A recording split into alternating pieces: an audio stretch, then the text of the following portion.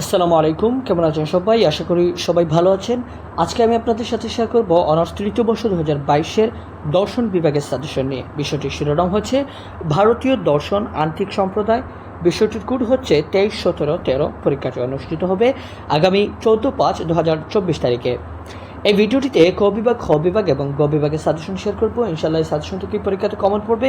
প্রথমেই শেয়ার করব ক বিভাগের সাজেশন। ক বিভাগের প্রথম নম্বর প্রশ্ন হচ্ছে ভারতীয় দর্শনের মূল ভিত্তি কী? বেদই ভারতীয় দর্শনের মূল ভিত্তি। 2 নম্বর, ভারতীয় দর্শনের আস্তিক সম্প্রদায় কয়টি ও কী কী?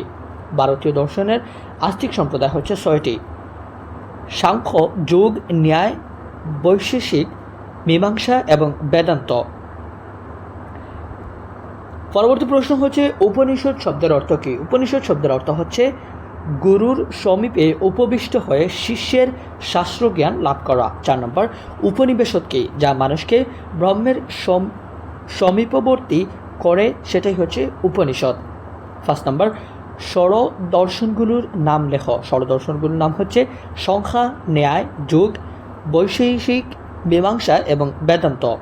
6 নম্বর, ব্রহ্মসূত্রের প্রথম সূত্রটি লেখ। ব্রহ্মসূত্রের প্রথম সূত্রটি হচ্ছে অথচ ব্রহ্ম জিজ্ঞাসা।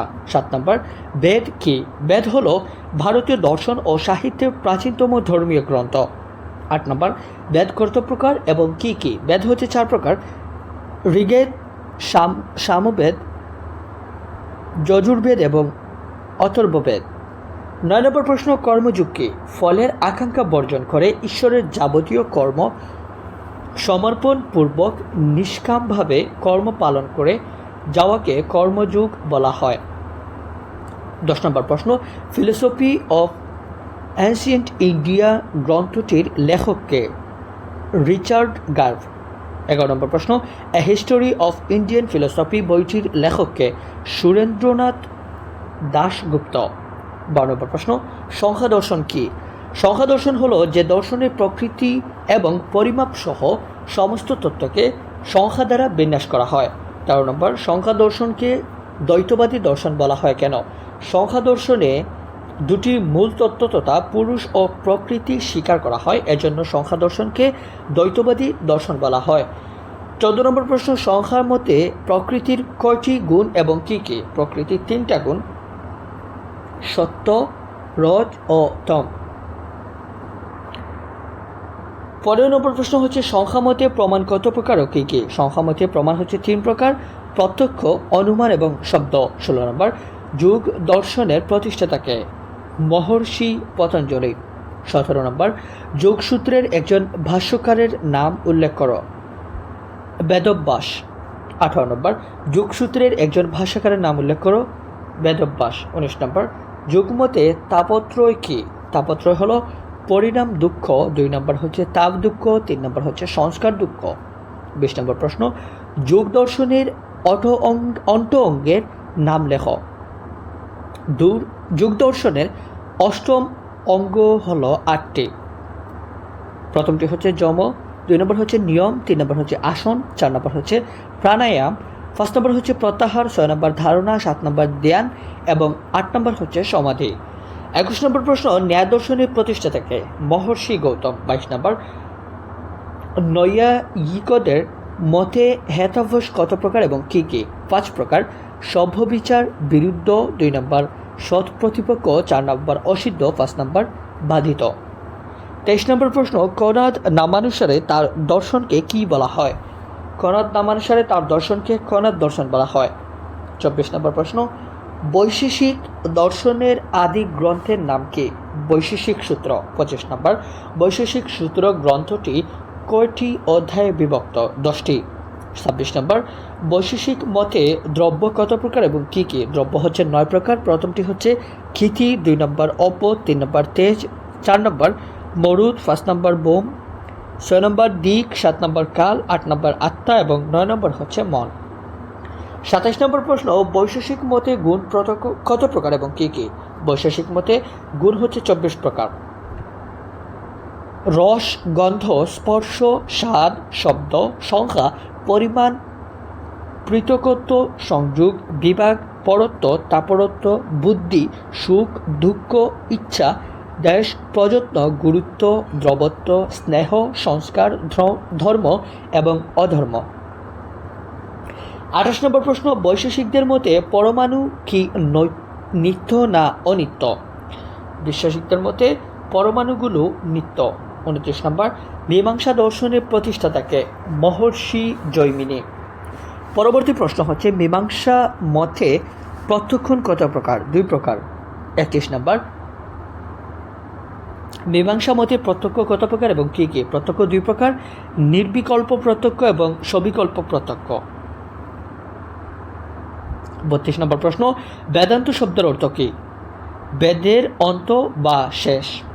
33 নম্বর, বেদান্ত শব্দের ব্যুৎপত্তিগত অর্থ কী? বেদের অন্ত বা শেষ। 34 নম্বর, ব্রহ্মসূত্রের প্রথম সূত্রটি কী? আত ব্রহ্ম জিজ্ঞাসা। 35 নম্বর, বেদান্ত দর্শনে দ্বৈতবাদের প্রচারককে? মাধ্যাচার্য। 36 নম্বর, বেদান্ত দর্শনের ভিত্তি কী কী? বেদান্ত দর্শনের ভিত্তি হল উপনিষদ, ভগবদ্গীতা এবং বিভিন্ন ভাষ্যসহ ব্রহ্মসূত্র। সর্বশেষ প্রশ্ন হচ্ছে, শঙ্করাচার্যকে? তিনি হলেন বেদান্তের বিশুদ্ধ দ্বৈত বা অদ্বৈত মতের প্রবর্তক। এটাই ছিল ক বিভাগের সাজেশন। এখন শেয়ার করব খ বিভাগ। খ বিভাগের প্রথম নম্বর প্রশ্ন হচ্ছে, উপনিষদকে বেদান্ত বলা হয় কেন? আলোচনা করো। 2 নম্বর হচ্ছে, ঐতরে উপনিষদ কি? ঐতরে উপনিষদের সংক্ষিপ্ত বর্ণনা দাও। 3 নম্বর প্রশ্ন, উপনিষদকে বেদান্ত বলা হয় কেন?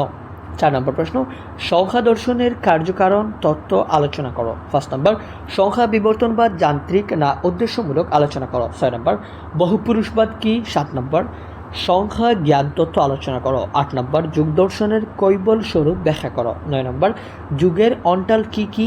10 নম্বর প্রশ্ন, ন্যায়মতে অনুমানের সংজ্ঞা দাও। 11 নম্বর, ন্যায় দর্শনে ঈশ্বরের অস্তিত্বের একটি প্রমাণ ব্যাখ্যা করো। 12 নম্বর, ব্রহ্মসূত্র কি?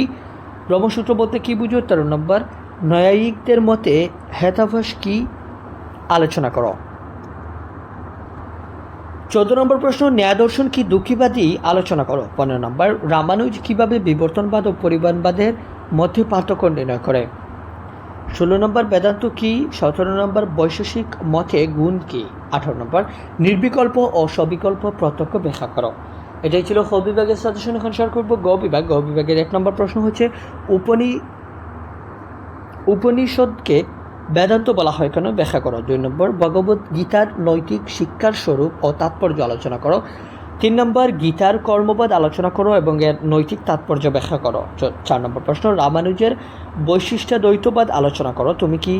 তুমি কিভাবে কেবলা দ্বৈতবাদ থেকে একে আলাদা করবে? আলোচনা করো। 5 নম্বর, পুরুষ ও প্রকৃতি সম্পর্কে সংখ্যা মতবাদ আলোচনা করো। 6 নম্বর, সংখ্যা দর্শনে বিবর্তনবাদ ব্যাখ্যা করো। বিবর্তন কি? উদ্দেশ্যমূলক? আলোচনা করো। 7 নম্বর, যুগের অষ্টাঙ্গ ব্যাখ্যা করো। 8 নম্বর, ঈশ্বরের অস্তিত্ব বিষয়ে ন্যায়িকদের যুক্তিগুলো ব্যাখ্যা করো। 9 নম্বর, ব্যক্তি কি? ন্যায়মতে ব্যক্তিকে কিভাবে জানা যায়? 10 নম্বর, অনুমান সম্পর্কে ন্যায় মতবাদ ব্যাখ্যা করো। 11 নম্বর, অনুমান সম্পর্কে ন্যায় দার্শনিকদের মতবাদ আলোচনা করো। 12 নম্বর, বৈশেষিক দর্শনের স্বীকৃতি পদার্থ কয়টি ও কী কী? 13 নম্বর, রামানুজের মানবাত্মার বন্ধন আলোচনা করো। এই বন্ধন থেকে মুক্তি লাভের উপায় কী? আলোচনা করো। 14 নম্বর, বৈশেষিক পরমাণুবাদ ব্যাখ্যা করো। পাশ্চাত্য পরমাণুবাদের সাথে বৈশেষিক পরমাণুবাদের পার্থক্য নির্ণয় করো। 15 নম্বর, মীমাংসা জ্ঞানতত্ত্ব ব্যাখ্যা ও মূল্যায়ন করো। 16 নম্বর প্রশ্ন, বেদান্ত দর্শনের উৎপত্তি ও ক্রমবিকাশ আলোচনা করো। 17 নম্বর, ব্রহ্মসত্য জগৎ মিথ্যা, এই জীব ব্রহ্ম ছাড়া আর কিছুই নয়। শঙ্করের দর্শনের আলোকে এই উক্তিটি ব্যাখ্যা করো। এটাই ছিল আজকের ভিডিও। ভালো লাগলে অবশ্যই চ্যানেলটি সাবস্ক্রাইব করবেন। ধন্যবাদ সবাইকে।